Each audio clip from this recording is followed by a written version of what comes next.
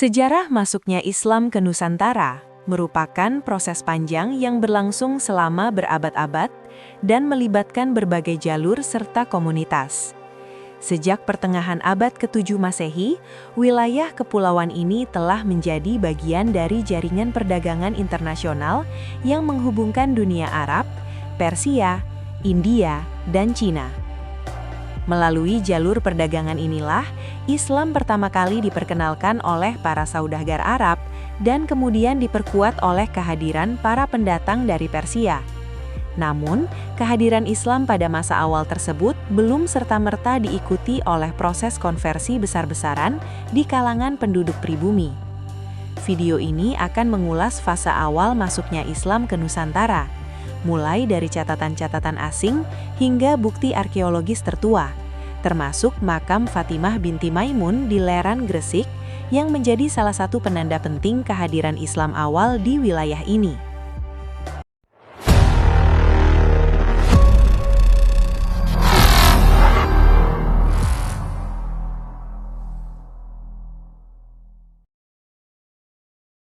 Islam di Nusantara tidak hadir sebagai peristiwa tunggal yang mengguncang sejarah dalam sekejap, melainkan sebagai proses panjang yang mengalir perlahan mengikuti jalur perdagangan, migrasi manusia, dan dinamika kebudayaan. Sejak pertengahan abad ke-7 Masehi, jejak Islam telah mulai menyentuh kepulauan ini. P. Wheatley dalam The Golden Chersonese mencatat bahwa para pembawa awal seruan Islam ke Nusantara bukanlah pasukan penakluk atau utusan politik, melainkan para saudagar Arab yang telah lama menjalin hubungan dagang dengan wilayah Asia Tenggara bahkan sebelum Islam lahir.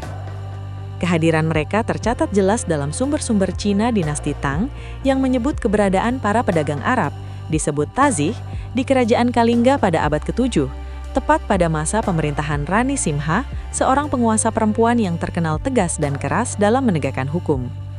Catatan ini menunjukkan bahwa sejak awal, Islam hadir di Nusantara sebagai bagian dari dunia maritim internasional, hidup berdampingan dengan kekuasaan lokal yang masih sepenuhnya berlandaskan tradisi lama. Namun, kehadiran awal itu tidak serta-merta mengubah wajah keagamaan masyarakat pribumi. Berabad-abad setelah catatan dinasti Tang, tidak ditemukan bukti bahwa Islam telah dianut secara luas oleh penduduk Nusantara. Yang tampak justru adalah keberadaan komunitas Muslim pendatang yang hidup terpisah, mempertahankan identitas mereka di tengah dominasi budaya lokal. S.Q. Fatimi dalam Islam Comes to Malaysia mencatat bahwa pada abad ke-10 Masehi, gelombang baru migrasi datang dari Persia. Migrasi ini tidak bersifat sporadis, melainkan berupa perpindahan keluarga-keluarga besar yang kemudian menetap dan membangun komunitas permanen. Di antara yang terbesar adalah keluarga Lor yang datang pada masa pemerintahan Nasiruddin bin Badr di wilayah Lor, Persia, sekitar tahun 300H atau 912 Masehi. Keluarga ini menetap di Jawa dan mendirikan permukiman bernama Loran atau Leran yang secara harfiah berarti kediaman orang Lor. Selain itu, terdapat keluarga Jawani yang datang pada masa Jawani Al-Kurdi memerintah Iran sekitar tahun 301H atau 913 Masehi dan menetap di Pasai, Sumatera Utara. Keluarga ini dikenal sebagai penyusun Hot Jawi, tulisan Jawi yang kemudian menjadi medium penting dalam tradisi tulis Islam Melayu. Ada pula keluarga Syiah yang datang pada masa pemerintahan Ruknudaulah bin Hasan bin Buwaih ad-Dailani sekitar tahun 357H atau 969 Masehi, menetap di bagian tengah Sumatera Timur dan mendirikan permukiman yang kelak dikenal sebagai Siak. Di wilayah utara dan timur Sumatera, menetap pula keluarga Rumai dari Puaksa Bangkarah yang jejaknya tercermin dalam sebutan Sumatera oleh penulis Arab abad ke-9 dan ke-10 sebagai Rumi, Al-Rumi, Lamri, atau Lamuri. Meski jaringan komunitas Muslim pendatang ini semakin meluas, Islam tetap belum menjadi agama mayoritas penduduk pribumi. Bahkan, sejumlah sumber historiografi Jawa mengisyaratkan adanya resistensi terhadap upaya Islamisasi. Dalam catatan yang ditulis Artanoyo, disebutkan bahwa Sultan Al-Gabah dari negeri Rum pernah mengirim sekitar 20.000 keluarga Muslim ke Pulau Jawa dalam upaya mengislamkan wilayah tersebut. Upaya ini berakhir tragis, sebagian besar rombongan itu terbunuh dan hanya sekitar 200 keluarga yang tersisa. Kisah ini berlanjut ke dalam narasi legendaris ketika Sultan Al-Gabah dikisahkan mengirim para ulama, syuhada, dan tokoh sakti untuk menaklukkan kekuatan gaib yang diyakini menghuni Jawa, jin, siluman, dan brekasakan. Salah satu tokoh yang paling dikenal dalam kisah ini adalah Syekh Subakir, seorang wali keramat asal Persia yang dipercaya melakukan laku spiritual dengan menanam tumbal di berbagai tempat angker di Pulau Jawa sebagai usaha rohani menyucikan wilayah tersebut agar kelak dapat dihuni umat Islam. Jejak Syekh Subakir hingga kini dilekatkan pada berbagai situs makam panjang di pesisir utara Jawa, dari Gresik hingga Jepara. Kisah-kisah ini, meskipun syarat unsur legenda, menunjukkan bagaimana ingatan kolektif masyarakat mengaitkan proses masuknya Islam dengan dunia spiritual dan kosmologi lokal. Sementara itu, di tingkat internasional, dunia Islam telah menjadi kekuatan besar dalam jaringan perdagangan global. Pada abad ke-10, ribuan pedagang Muslim tercatat bermukim di kota Kanton. Namun, tragedi pemberontakan Huang Chao pada tahun 879 Masehi menghancurkan komunitas dagang Muslim di kota itu, sebagaimana dicatat Masudi dan dikutip oleh J. Sauvaget. Jalur perdagangan laut antara Cina dan dunia Islam tetap berlanjut melewati perairan Nusantara. Tetapi, menurut M.C. Rickleves, kehadiran orang-orang Muslim asing ini belum melahirkan negara-negara Islam lokal, dan belum pula mendorong perpindahan agama secara massal di kalangan penduduk pribumi. Fakta ini diperkuat oleh catatan Marco Polo di akhir abad ke-13, ketika ia singgah di Perlak dalam perjalanan pulang ke Italia. Ia mencatat bahwa penduduk Perlak terbagi menjadi 3 kelompok, Muslim Cina, Muslim Persia Arab, dan penduduk pribumi yang masih memuja roh-roh dan menjalankan praktik kanibalisme. Bahkan, pelabuhan-pelabuhan dagang terdekat seperti Basma dan Samara disebutnya bukan kota Islam. Memasuki perempat akhir abad ke-34, dinamika kembali berubah. Terjadi perpindahan besar-besaran penduduk Muslim Cina dari Kanton, Yangzhou, dan Chancau ke wilayah selatan. Mereka menetap di pantai utara Jawa dan pantai timur Sumatera. Dalam 7 kali pelayaran Muhibah Cheng Ho ke selatan, tercatat bahwa Islam masih belum dianut secara luas oleh penduduk pribumi. Pada kunjungan pertama tahun 1405 Masehi, Cheng Ho mendapati komunitas Cina Muslim di Tuban, Gresik, dan Surabaya, masing-masing berjumlah sekitar 1.000 keluarga. Catatan Mahuan yang dikutip oleh Hirth dan Rockhill menggambarkan bahwa pada tahun 1433, di sepanjang pantai utara Jawa terdapat 3 golongan masyarakat, Muslim Cina, Muslim dari Barat, Persia Arab, dan penduduk pribumi yang masih kafir, memuja roh-roh dan hidup dalam kondisi yang dianggap sangat kotor menurut perspektif penulisnya. Namun bukti-bukti arkeologis menunjukkan bahwa Islam mulai merembas ke lapisan elit Jawa pada masa kejayaan Majapahit. Situs Nisan Islam Tralaya membuktikan keberadaan komunitas Muslim pada pertengahan abad ke-14. Keberadaan Masjid Agung di selatan lapangan Bubat, sebagaimana disebut dalam Kidung Sunda, semakin menegaskan bahwa Islam telah memiliki ruang ibadah di jantung kekuasaan Majapahit. Louis Carles Damais menunjukkan bahwa nisan-nisan Tralaya menggunakan angka saka Jawa kuno, bukan Hijriyah atau Arab, yang menandakan bahwa mereka yang dimakamkan adalah Muslim Jawa. Dalam historiografi Jawa, tercatat pula hubungan pernikahan antara elit Muslim dan keluarga kerajaan Majapahit. Arya Lembusura, penguasa Surabaya yang beragama Islam, menikahkan putrinya dengan Raja Majapahit Brawijaya III. Putri lainnya menikah dengan Arya Teja, penguasa Muslim Tuban. Nama Lembu yang disandang Arya Lembusura menunjukkan keterkaitannya dengan dinasti Majapahit. Selain itu, dikenal pula tokoh-tokoh Muslim seperti Ki Ageng Bukul, Pangeran Reksa Samudra sebagai Laksamana Laut Majapahit, dan Ki Bangkuning sebagai pejabat wilayah perbatasan. Raja Brawijaya V, Sri Kertawijaya bahkan dikisahkan menikahi Darawati, seorang muslimah asal Campa yang makamnya masih dapat ditemui di Trowulan.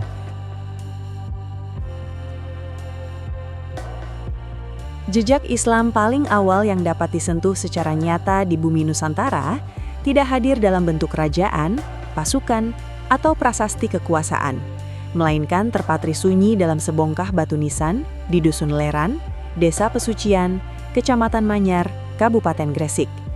Di tempat inilah bersemayang Fatimah binti Maimun bin Hibatullah, sosok perempuan yang namanya kini dikenang sebagai bukti arkeologis tertua keberadaan Islam di Nusantara. Inskripsi pada batu nisannya menunjuk kronogram tahun 475 Hijriah yang bertepatan dengan 1082 Masehi, menjadikan makam ini satu-satunya peninggalan Islam paling awal yang secara ilmiah dapat dipertanggungjawabkan. Letaknya sekitar 12 km di sebelah barat kota Gresik, sebuah wilayah yang sejak masa lampau telah menjadi simpul peradaban, perdagangan, dan persinggahan manusia dari berbagai penjuru dunia. Keberadaan makam Fatimah binti Maimun tidak berdiri sendiri, melainkan berkaitan erat dengan kisah migrasi suku Lor asal Persia yang pada abad ke-10 Masehi datang dan menetap di Jawa. Leran, Loran, dan wilayah sekitarnya menjadi saksi bisu tumbuhnya komunitas pendatang Muslim di tengah lanskap budaya Hindu-Buddha yang kala itu masih menguasai Nusantara. Hingga kini, kompleks makam tersebut dapat dijangkau dari Gresik maupun Surabaya, melewati jalur Demak Tandas Manyar, seakan menegaskan bahwa tempat ini sejak dulu bukan wilayah terpencil, melainkan bagian dari denyut kehidupan pesisir utara Jawa. Toponimi wilayah di sekitar makam Fatimah binti Maimun mengungkap lapisan sejarah yang lebih dalam. Nama-nama dusun seperti Wangen, yang berarti tapal batas, Pasucian sebagai tempat suci, Penganden yang merujuk tempat kaum Ningrat, Kuti yang berarti wihara Buddha, serta Daha yang bermakna kemerahan, menunjukkan bahwa kawasan ini sejak masa silam merupakan wilayah khusus yang disakralkan. Ia bukan sekedar permukiman biasa, melainkan kawasan berstatus sima, tanah perdikan yang dibebaskan dari pajak dan dilindungi oleh kekuasaan politik serta kepercayaan spiritual masyarakat. Disinilah berbagai lapisan keyakinan bertemu, bersinggungan, dan saling memaknai ulang. Ketika J.P. Mokete membaca inskripsi pada batu nisan Fatimah binti Maimun dalam karyanya The Oldest Muhammadan Shah Inscription on Java, ia menemukan kalimat pembuka yang agung, Bismillahirrohmanirrohim, diikuti ayat tentang kefanaan seluruh makhluk dan kekekalan wajah Tuhan yang Maha Mulia. Disebutkan bahwa inilah kuburan seorang wanita syahidah bernama Fatimah binti Maimun bin Hibatallah yang wafat pada hari Jumat di bulan Rajab pada tahun yang oleh sebagian dibaca sebagai 475 Hijriah dan oleh sebagian lain sebagai 495 Hijriah. Terjemahan Profesor Haji M. Yamin atas inskripsi ini menegaskan makna spiritual yang dalam, bahwa Fatimah dipandang sebagai sosok yang wafat dalam kemuliaan, berada dalam rahmat Allah dan Rasul-Nya. Di balik batu nisan tersebut, terukir petikan ayat Al-Quran Surah Ar-Rahman ayat 55, ditulis dengan huruf kufi yang tegas dan anggun. Hasan Mu'arif Ambari menunjukkan bahwa jenis huruf kufi dan bahan batu nisan ini memiliki kesamaan dengan sebuah makam kuno di Panduranga, Champa, Vietnam Selatan. Kesamaan ini menempatkan makam Fatimah binti Maimun sebagai bagian dari jaringan awal penyebaran Islam di Asia Tenggara pada abad ke-5 Hijriah atau abad ke-11 Masehi. Melalui perhitungan kronologis yang dilakukan Jerry Bacarah, dapat diketahui bahwa 1 Muharram 475 Hijriah bertepatan dengan 1 Juni 1082 Masehi. Dan jika wafatnya Fatimah terjadi pada bulan Rajab, maka pembacaan tahun 475 Hijriah menjadi yang paling sesuai. Temuan arkeologis berupa mangkuk-mangkuk keramik dari abad ke-10 dan ke-11 di sekitar makam memperkuat dugaan bahwa Leran pada masa itu adalah pemukiman pedagang yang terhubung dengan jaringan Cina, India, dan Timur Tengah. Leran bukan desa sunyi, melainkan kota pelabuhan kecil yang hidup oleh lalu lintas manusia dan gagasan. Laporan penelitian arkeologi di situs pesucian 1994-1996 bahkan menggambarkan Leran sebagai pemukiman perkotaan dan pusat perdagangan, dengan Fatimah binti Maimun disebut sebagai salah satu pemimpin yang berpengaruh. Kata Asyahidah dalam inskripsi nisannya dapat dimaknai sebagai wanita syahid, tetapi juga dapat diartikan sebagai pemimpin wanita. Sebuah tafsir yang membuka ruang pemahaman baru tentang peran perempuan dalam komunitas Muslim awal di Nusantara. Dengan demikian, Fatimah bukanlah sosok asing yang singgah lalu wafat, melainkan perempuan kelahiran setempat, keturunan para pemukim suku Lor yang telah menetap di Leran sejak abad ke-10. Tidak jauh dari Leran terdapat desa Roma, yang menurut tradisi lisan berasal dari kata Rum, merujuk pada 5 orang Persia yang pernah bermukim di sana. Selama berabad-abad, di tengah dominasi komunitas Hindu-Buddha, Leran tetap bertahan sebagai tanah perdikan, sebagaimana dibuktikan oleh prasasti Leran abad ke-13 yang kini tersimpan di Museum Nasional Jakarta. Prasasti berbahasa Jawa kuno itu menjelaskan batas-batas Simari Leran, menyebut keberadaan batu suci di Batuan sebagai tempat persemayaman arwah Rahyang Takutik, konsep spiritual yang mencerminkan pandangan kosmologis masyarakat setempat. Menariknya, di Dusun Leran tidak ditemukan reruntuhan candi, sehingga besar kemungkinan bahwa yang dimaksud Susuk Ribatuan adalah makam Fatimah binti Maimun itu sendiri. Identitas keislaman makam ini pada abad ke-13 tampaknya telah memudar, sehingga masyarakat yang mayoritas menganut Shiwa Buddha menganggapnya sebagai tempat suci, dan Fatimah dipersepsikan sebagai arwah Rahyang Takutik. Dalam konteks ini, kata kutik yang dalam bahasa Sanskerta dapat berarti wihara Buddha atau gubuk pertapaan menemukan relevansinya. Naskah Buddhis Kunjarakarna mengaitkan istilah kutik dengan Dharma Kutika Kamulan Katyagan, yakni makam suci, tempat persemayaman pendiri pertapaan. Dengan demikian, Leran pernah menjadi ruang sakral lintas iman, tempat makam seorang muslimah awal dimaknai ulang oleh komunitas yang berbeda keyakinan. Di sekitar makam Fatimah binti Maimun, tersebar makam-makam lain tanpa angka tahun. Namun berdasarkan kajian arkeologis, berasal dari abad ke-16 dengan ragam hias dan nisan bergaya campa yang berisi doa-doa kepada Allah. Eski Fatimi berpendapat bahwa tulisan Kufi pada nisan-nisan tersebut kemungkinan dibuat oleh penganut Syiah, mengingat banyaknya Muslim Persia yang bermigrasi ke Nusantara pada abad ke-10. Keberadaan makam-makam abad ke-16 ini sangat mungkin berkaitan dengan dakwah Islam yang dilakukan oleh Syekh Maulana Malik Ibrahim pada akhir abad ke-13 dan awal abad ke-14. Tradisi lisan masyarakat menyebut bahwa kedatangan awalnya ke Jawa terjadi di desa Sembango, dekat Leran, di mana ia mendirikan masjid dan membentuk komunitas Muslim di desa Pesucian, sebelum kemudian berpindah ke desa Sawo di Gresik. Thomas Stamford Raffles mencatat bahwa Syekh Maulana Malik Ibrahim adalah pandita termasyhur dari Arabia, keturunan Zainal Abidin dan sepupu Raja Cermen yang menetap bersama komunitas Muslim di Leran, wilayah Janggala. Makam-makam abad ke-16 di sekitar makam Fatimah binti Maimun tampaknya merupakan bagian dari komunitas Islam yang dibangun oleh Malik Ibrahim yang dengan penuh hormat memuliakan makam Fatimah sebagai makam muslimah tertua. Bagi mereka, dimakamkan di area suci itu adalah kehormatan, sebuah ikatan spiritual dengan masa awal Islam di Nusantara.